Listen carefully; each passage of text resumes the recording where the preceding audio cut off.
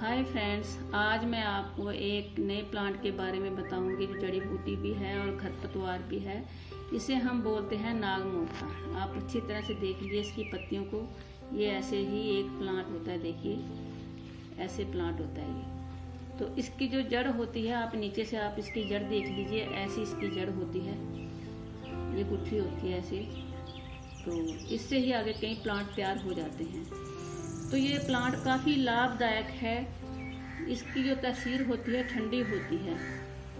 तो अगर आप इसका चूर्ण बनाकर रख लेते हैं तो आप इसका इस्तेमाल कभी भी गर्मियों में कर सकते हैं। लेकिन ठंड के मौसम में इसको आप, जैसे सर्दियों का मौसम होता है उसमें आप इसको इस्तेमाल ना करें तो बहुत ही अच्छा होगा। सिर्फ गर्मियों में ही इसका इस्तेमाल किया जा सकता है, क्योंकि इसकी तासीर ठंडी होने के कारण इसको गर्मियों में भी 7 दिन से ऊपर नहीं लिया जा सकता।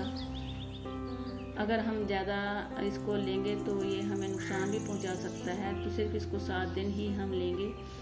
तो अगर आपको अल्सर है, तेजाब है या गैस है, ये पेट के कई रोगों में ये काम आता है।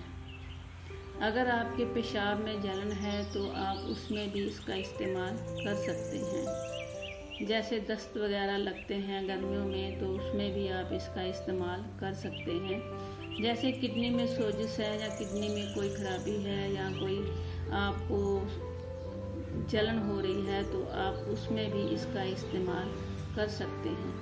तो ये काफ़ी लाभदायक जड़ी बूटी है। अगर आपको कहीं मिल जाती है तो आप इसको लाकर चूर्ण बना सकते हैं। तो हमारे यहाँ तो काफ़ी लगी हुई है। जब हमें ज़रूरत पड़ती है हम इसको ताज़ा ही तोड़ लेते हैं और इसका रस निकाल के इस्तेमाल कर लेते हैं। तो काफ़ी लाभदायक है। ये मेरे पास छोटी सी जानकारी थी जो मैंने आपको दी, क्योंकि हम गांव में रहते हैं, हमें कोई ना कोई ये प्लांट ऐसे मिलते रहते हैं तो दिखाई देते रहते हैं।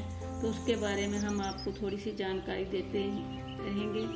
तो ये मेरी छोटी सी जानकारी थी जो मैंने आपको दी, क्योंकि हमारे जो बुजुर्ग थे वो हमें बताते रहते थे कि ये घास किस काम आता है। लेकिन ये हम ज़्यादातर पशुओं के जो होता है उसको हम देते रहते हैं, तो उसमें काट कर खरपतवार ही समझ कर इसको पशुओं के चारे में डालते रहते हैं। लेकिन अगर हम खुद भी इसको लें तो गर्मियों में ले सकते हैं, तो काफ़ी लाभदायक है।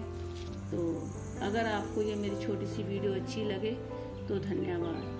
तो ये थी मेरी छोटी सी जानकारी।